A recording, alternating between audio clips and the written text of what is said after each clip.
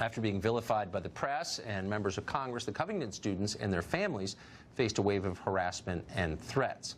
Yesterday, the head of the high school had to cancel classes. Do these students have any recourse, any defense, when the strongest members of our society try to crush them? Well, this morning on Fox and Friends, lawyer Robert Barnes warned that media outlets could be sued if they don't retract the slander against these students. Watch.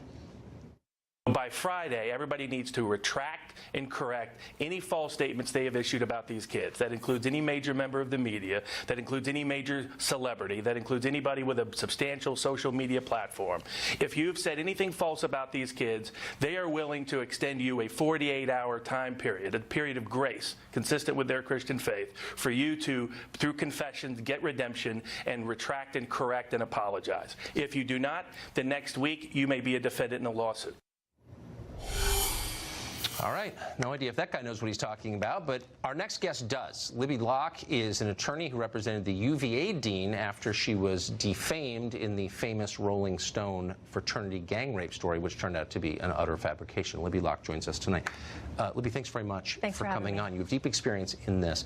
The broader question is, how do the weakest members of our society, high school kids, defend themselves when the strongest people in our society, those with tenured positions and cable shows, defame them? Sure. What's their recourse? Sure. Well, they can bring defamation claims or claims for false light, Tucker.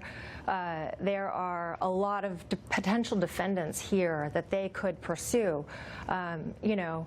With all due respect to Mr. Barnes, some of the ideas that I've heard him express are not viable options. You can't bring a class action for defamation, and you certainly can't sue a congresswoman for tweets that she made. You can't. So that's relevant because we have a new Democratic member of Congress who accused these boys in tweets of things that are clearly not supported by the evidence on videotape. So they're lies. They can't sue her? No, she has absolute immunity under federal statutory law, and this is exactly where these students need to take Donald Trump's invitation, President Trump's invitation, and go to the White House and encourage President Trump to open up the libel laws. So wait, why would a member of Congress, if I, as a private citizen, attack someone, say something that's I know is untrue, and accuse them of a crime, for example, I could be sued, but a member of Congress can't be? Why? No, there's something called the Westfall Act. The Westfall Act creates blanket immunity for all federal employees, including members of Congress, for stupid comments, false comments, all sorts of different claims that you could bring against a member of Congress, an employee or another normal citizen are exempted for federal employees. And there are some claims that federal employees can be brought against them, but defamation is not one of them at this time. And this is where Donald Trump, President Trump, should really fulfill his campaign promise to open up the libel laws here. This is one of the areas where federal law prevents Mr. Sandman and his family from getting recourse against this Democrat member of Congress. So if an employee of a news organization writes something that is provably untrue and damaging to someone much weaker than he is, and that happened a lot over the weekend, that person's news organization is not responsible for it, right?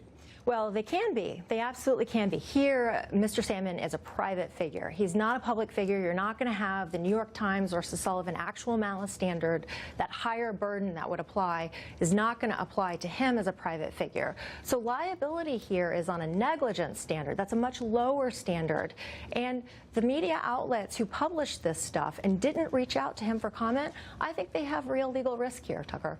Would you recommend to the families of these boys, whose lives I think it's fair to say will be overshadowed by this, deeply, and it's deeply unfair, would you recommend that they pursue a legal course? Absolutely. They should hire experienced defamation counsel, someone, not just an experienced lawyer, but someone who knows this area of the law and who can really evaluate legal claims. It's what we did in the UVA case where we were looking at federal versus state court, which jurisdiction, because, look, this is an area where you don't want to swing and miss, because if you lose even on a procedural issue, it's going to be reported as a vindication of the truth of the defamation. Libby Locke, one of the most successful lawyers in this small but important field. Thank you. Thanks.